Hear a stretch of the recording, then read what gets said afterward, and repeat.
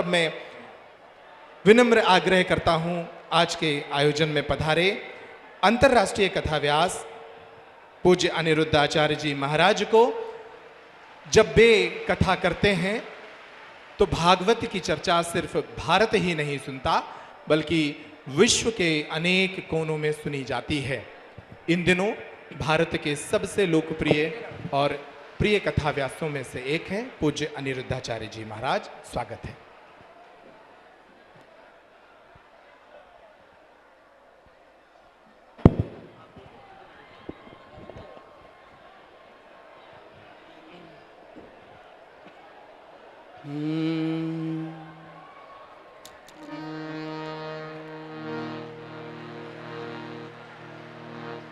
लक्ष्मीनाथ समारंभां नाथयामुनमध्यमाम्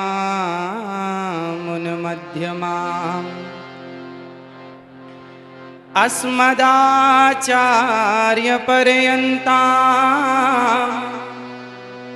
वन्दे गुरु परम्परां वन्दे गुरु परम्परां।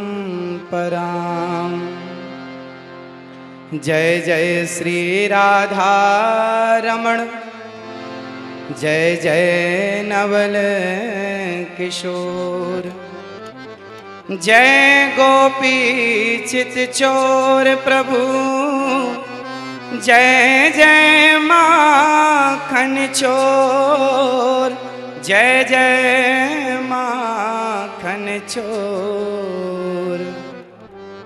राधा मेरी मात है, पिता मेरे घनश्याम, इन दोनों के चरणों में मेरा कोटि कोटि प्रणाम, मेरा कोटि कोटि प्रणाम।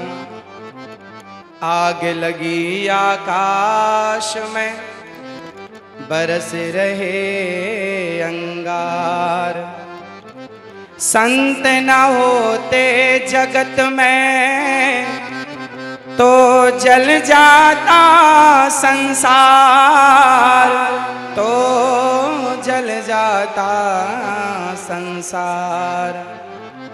बोलिए श्री बागेश्वर वाला जी सरकार की जय, संत समाज की जय। स्वामी जी के द्वारा सुंदर कार्यों की जय, हिंदू राष्ट्र की जय, भारत माता की जय। जय श्री राधे, जय जय श्री राधे। उपस्थित सभी भक्तजनों को जय श्रीमन नारायण, जय श्री कृष्णा। सभी माताओं बहनों बेटियों को, पिता तुल्य बुजुर्गों को, सबको जय श्रीमन नारायण। पूज्य मलुक पीठ वाले महाराज जी जिनके चरणों की धूल ये दास बनने की कोशिश कर रहा है, ऐसे पूज्य स्वामी जी भगवत तुल्य पूज्य स्वामी जी के श्री चरणों में और पूज्य संत श्री आप सभी विद्वानों के, गुरुजनों के और संतों के श्री चरणों में बारंबार नमन। पूज्य स्वामी श्री धीरेन्द्र कृष्ण शास्त्री जी महाराज जी के श्री चरणों में आपके दर्शन से ही पूज्य बालाजी सरकार का दर्शन अनुभव हो रहा है। आपके चरणों की धूल ये दास अनिरुद्ध अपने माथे पर सजाता हुआ अपने आप को कृतार्थ समझ रहा है।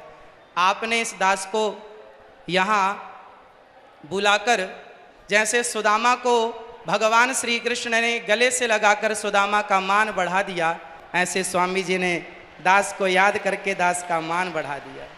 आपके चरणों में बारंबार नमन, बारंबार नमन। पूज्य सरकार बालाजी सरकार के पूज्य श्री बागेश्वर बालाजी सरकार के द्वारा, पूज्य स्वामी जी के द्वारा यहाँ जितने भी कार्य हो रहे हैं, चाहे बेटियों का विवाह हो, चाहे हिंदू राष्ट्र की चर्चा हो, चाहे देश को बागेश्वर बालाजी सरकार का चमत्कार दिखा करके और जन जन के हृदयों में एक भक्ति की चेतना को स्थापित करना, या फिर पूज्य बागेश्वर बालाजी सरकार की कृपा से सबका दुख दर्द हरना, ये जो भी आप कर रहे हैं इससे समाज में एक नई जागरूकता आ रही है।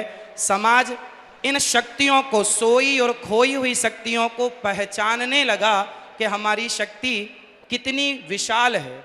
और सनातन की संस्कृति की जो हमारी शक्तियां हैं, हनुमान जी जब लंका गए तो हनुमान जी से पूछा राम जी ने कि आप लंका चले गए? तो हनुमान जी ने कहा, प्रभु मुद्रिका मेल मुख माही। हे प्रभु, ये मेरा कोई बल नहीं है, आपके नाम की जो मुद्रिका मेरे मुख में थी तो जलद ही लांग गए, अचरज नाही।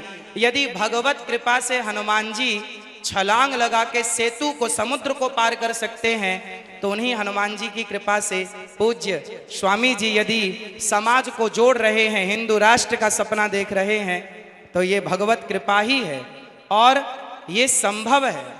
आप देखिए, हिंदू क्या है, हिंदू किसे कहते हैं?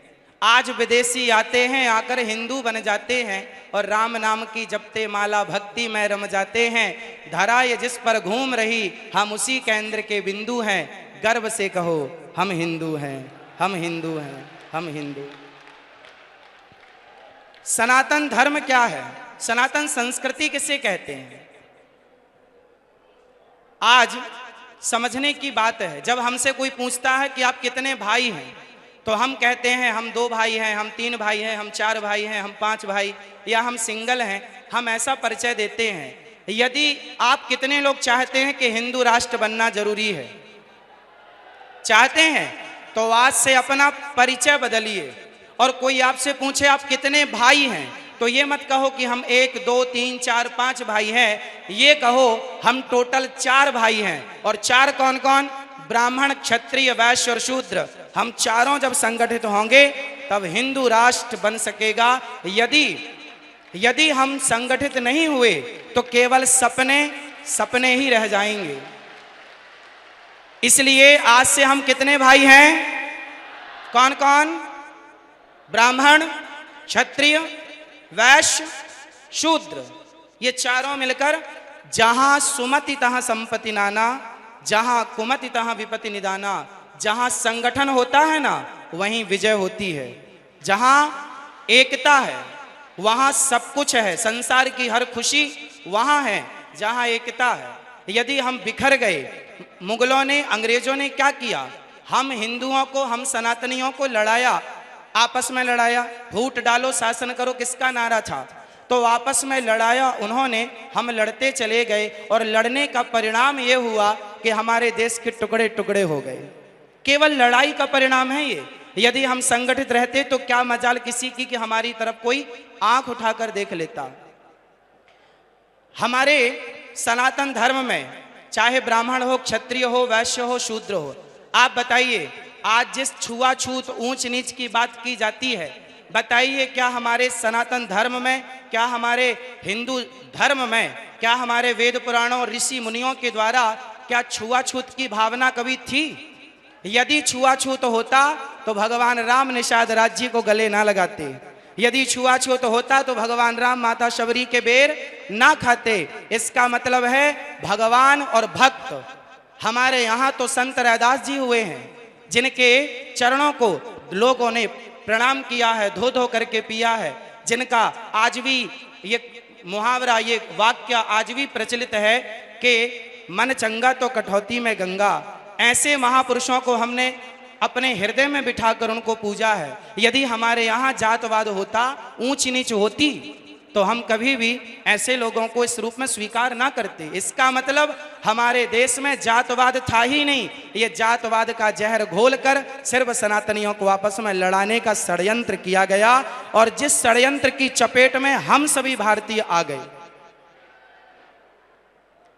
हमको लड़ाया गया, हमें गलत पढ़ाया गया। जैसे समझिएगा क्या क्या गलत पढ़ाया गया हम लोगों को। पढ़ाया गया कि हम जब पढ़ते थे ना, तो हमें पढ़ाया जाता था गा गणेश का, गा से गणेश, आज पढ़ाया जाता है गा से गधा। जब गा से गधा पढ़ेंगे तो गधा ही होंगे, फिर गणेश वाली बुद्धि कहां से लाओगे? इसलिए अब एक वाक्य देखिए इतिहास से। लोग कहते हैं कि हिंदू धर्म में सती प्रथा थी, राजा राम मोहन राय जी ने इसे बंद किया। ये जो जानकारी है ना, ये अधूरी जानकारी है। हमारे देश में, हमारे वेदों में, पुराणों में, ऋषि मुनियों के द्वारा हमारी संस्कृति में कभी भी सती प्रथा नहीं थी। यदि थी तो वह किस रूप में थी वो समझने की जरूरत है। हमारे यहाँ ऐसा नहीं था कि पति मर गया तो उसे जबरदस्ती चिता में डाल दिया जाए, ऐसा नहीं था।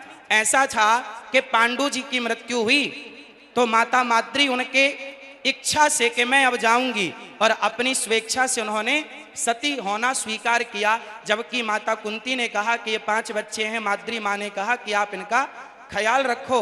तो माता कुंती अपनी इच्छा से रह गई और माता माद्री अपनी इच्छा से चली गई।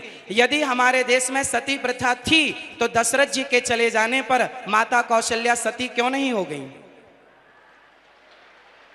यदि सती प्रथा थी तो दशरथ जी के चले जाने पर माता कौशल्या सती क्यों ना हो गई? इसका मतलब सती प्रथा हमारे यहाँ थी ही नहीं। हाँ, वो सती प्रथा थी कि जैसे मेघनाथ के मर जाने पर, उनकी मृत्यु हो जाने पर उनकी पत्नी ने अपनी स्वेच्छा, अपनी इच्छा से उस सतीत्व को स्वीकार कर लिया, अग्नि में प्रवेश कर गई अपने बल से। जबरदस्ती उठाकर डालना ये परंपरा हमारी कभी थी ही नहीं। हम हिंदू कैसे हैं? आज इस धरती पर जितने भी मजहब, जितने भी पंथ हैं, आप सबसे मिलकर देखिए हिंदू कौन है। हिंदू एक विचारधारा है, हिंदू एक सोच है। अहिंसा ही परमो धर्मः, जहां अहिंसा की बात होती हो वो हिंदू हैं। जो पूरी दुनिया में घूम कर देखिएगा, कोई धर्म के नाम पर जीव हत्या कर रहा है, बकरे काट रहा है, कोई धर्म के नाम पर सुअर काट रहा है, कोई कुछ खा रहा है, कोई कुछ खा रहा है। पर हमारे सनातन धर्म में बकरा बकरी खाने से त्योहार नहीं होता। हमारे यहाँ तो 56 भोग लगते हैं ठाकुर जी को। ये संस्कृति हमारी है। हम अहिंसा ही परमो धर्म बात मानते हैं। अहिंसा हमारे यहाँ चींटी को भी दाना डाला जाता है, कुत्ते को रोटी और गाय को प्रथम रोटी और कुत्ते को अंतिम रोटी डाली जाती है। जहाँ कुत्ते का भी आदर हो, जहाँ गाय का भी आदर हो, जहाँ पीपल का भी आदर हो, जहाँ नदियों और समुद्र का भी आदर हो, जहाँ पत्थरों की पूजा हो, वही तो सनातन है। जहाँ माँ को भगवान माना जाए, पिता को भगवान, मातृ देवो भव, पितृ देवो भव, अतिथि देवो भव, और ऐसे आचार्य देवो भव। जहाँ ऋषि मुनियों को आचार्य मानकर उनको प्रणाम किया जाए भगवान की दृष्टि से। ये संस्कृति अपने आप को सबसे छोटा और हमारे पूज्यों को सबसे बड़ा मानने वाली संस्कृति ही सनातन संस्कृति है। और गर्व से कहो आप लोग कि हम हिंदू हैं। ये धरा ये जिस पर घूम रही, हम उसी केंद्र के बिंदु हैं। गर्व से कहो, गर्व से कहो। तो आज से जात पात ऊंच नीच कौन कौन मिटाएगा? और आपस में गले लगकर रहिएगा।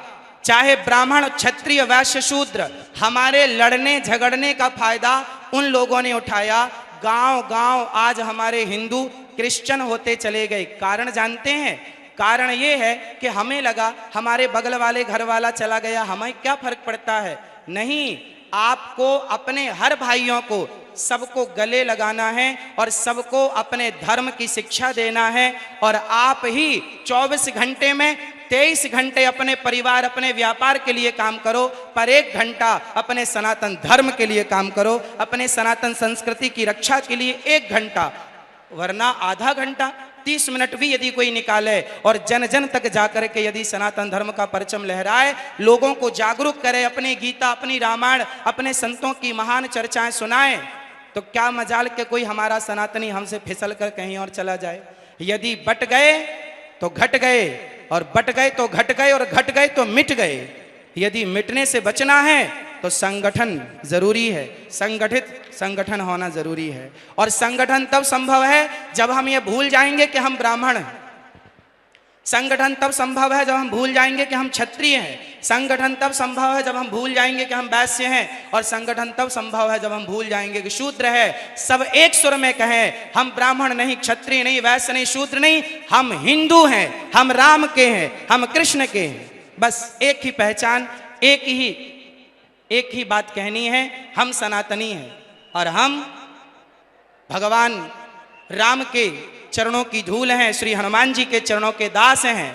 तो आप और हम मिलकर स्वामी जी के साथ पीछे पीछे चलें, स्वामी जी का सपना साकार करने में। जैसे हमारे देश के प्रधानमंत्री जी ने जब झाड़ू उठाई तो घर घर के लोगों ने झाड़ू उठाकर देश को स्वच्छ किया। आज भी फिर से अपने विवेक की झाड़ू उठाने की जरूरत है और संगठन की झाड़ू उठाकर लगा डालो और पूरे देश को एक सूत्र में, प्रेम के सूत्र में बांध डालो। और जिस दिन ये बंध गया तो हम केवल सपना ना देखें, उसे साकार करने के लिए हमें पसीना बहाना पड़ेगा। चाणक्य ने चंद्रगुप्त मौर्य का हाथ देखा। चंद्रगुप्त मौर्य ने कहा, बताओ मेरे हस्तरेखा क्या कह रही है। पूज्य चाणक्य ने कहा कि तेरे हस्तरेखा पर, तेरे हाथ पर लकीर कह रही है कि तू सम्राट बनेगा। बहुत प्रसन्न होकर उछलने लगा। चंद्रगुप्त मौर्य जब उछलने लगे तो चाणक्य ने कहा, बेटा इसके आगे भी एक रेखा है, वो कुछ और कह रही है। यदि उसे नहीं सुना तो तेरा यह सपना, तेरा यह उछलना यहीं रह जाएगा। गुरुजी क्या रेखा है आगे की? तब चाणक्य ने कहा कि बेटा यदि तुझे सम्राट बनना है तो सिर का पसीना पांव तक पहुंचे, इतनी मेहनत करनी पड़ेगी, इतना प्रयास करना पड़ेगा। आपको धर्म के, सत्य के रास्ते से किसी भी हाल में डिगना नहीं होगा। और जो धर्म के, सत्य के रास्ते पर चलता है उसी का लोक परलोक संवरता है। यदि हम संगठन रखें, हम संगठित हो जाएं और सपना देख रहे हैं तो पूज्य महाराज जी के साथ साथ चलने का। कितने लोग महाराज जी के साथ हैं? हम सभी, पूरा राष्ट्र, छोटे से बच्चों से लेकर बड़े बूढ़ों तक हम सब साथ में हैं। और संगठन होगा तो हिंदू राष्ट्र की स्थापना पुनः होगी। गाय को फिर अधिकार मिलेगा जो अधिकार भगवान श्री कृष्ण ने दिया है। गाय को भी राष्ट्र माता होनी चाहिए, हाँ या ना? तो जब हम सनातनी संगठित होंगे ना तो सब पॉसिबल है, वरना लड़ते ही रहें, जातवाद में बटे रहें तो कुछ नहीं होने वाला। स्वामी श्री कृपात्री जी महाराज ने भी एक सपना देखा था। उस समय की वर्तमान इंदिरा गांधी जी से कहा था, उन्होंने कहा था कि आप मुझे प्रधानमंत्री होने का आशीर्वाद दो। पूज्य महाराज श्री ने कहा था कि मैं आशीर्वाद तो दूंगा पर गाय को राष्ट्रमाता घोषित करनी पड़ेगी। पर वो जीतने के बाद वायदे भूल जाते हैं और हम इसलिए पीछे हो जाते हैं कि हम संगठित नहीं हो पाते। मूल जड़ है संगठन, जहां सुमति तहां संपत्ति नाना, यह चौपाई याद रखिएगा और पूज्य महाराज जी के साथ साथ चलते रहिएगा। पूज्य बागेश्वर बालाजी सरकार की, पूज्य बागेश्वर बालाजी सरकार की जय। पूज्य महाराज जी के चरणों में दास का बारंबार नमन। और आपका ये प्रयास अति शोभनीय है। ऐसे महान पुरुषों के सानिध्य में आप ये प्रयास कर रहे हैं। इतना बड़ा प्रकल्प है, इतनी बड़ी यात्रा है, हम सब आपके साथ हैं और सभी मिलजुल करके हम अपने देश की सेवा करेंगे। जिस प्रकार से जरूरत पड़ेगी उस प्रकार से सेवा करेंगे। सभी गुरुजनों के श्री चरणों में दास का बारंबार नमन। सबको जय श्रीमन नारायण, जय श्री कृष्णा। बहुत अभिनंदन, बहुत स्वागत। पूज्य महाराज जी श्री अनिरुद्धाचार्य जी महाराज अभी अपनी भावनाओं और शुभकामनाओं को हमारे बीच रख रहे थे।